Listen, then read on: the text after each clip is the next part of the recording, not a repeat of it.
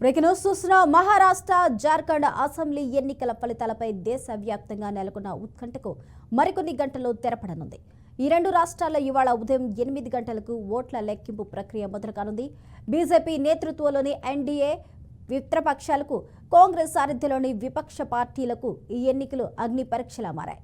వీటితో పాటు కాంగ్రెస్కు అత్యంత ప్రతిష్టాత్మకంగా మారిన కేరళలోని వయనాడ్ లోక్సభ ఉప ఎన్నికల ఫలితాలు ఇవాళే వెలువడనున్నాయి.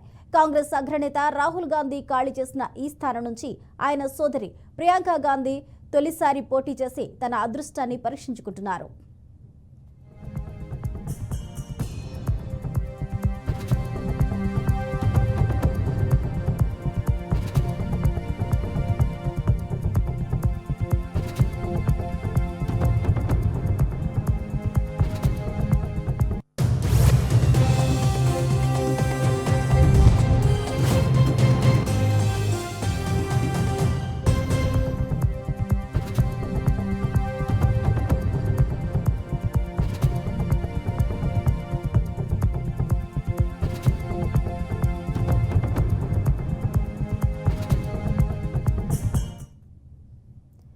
ఈరోజు మహారాష్ట్రలో చేపట్టనున్న 288 అసెంబ్లీ స్థానాల ఓట్ల లెక్కింపునకు గాను 288 కౌంటింగ్ కేంద్రాలను ఈసీ ఏర్పాటు చేసింది.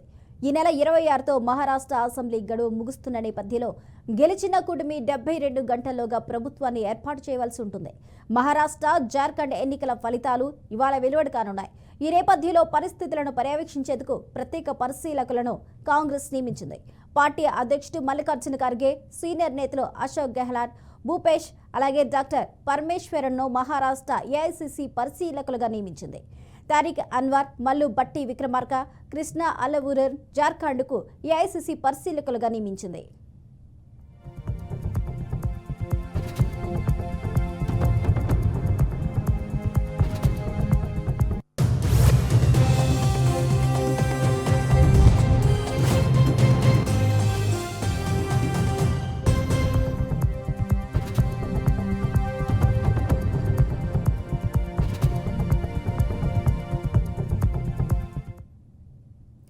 జార్ఖండ్లో అధికార జార్ఖండ్ ముక్తి మోర్చా కాంగ్రెస్ కూటమి, ప్రతిపక్ష ఎన్డీఏ భౌతవ్యం కూడా ఇవాళే తేలనుంది.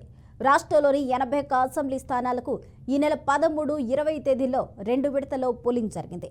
తొలి విడతలో 43 నియోజకవర్గాల్లో ఎన్నికలు జరగగా మిగిలిన 38 స్థానాలకు రెండో విడతలో ఓటింగ్ నిర్వహించారు.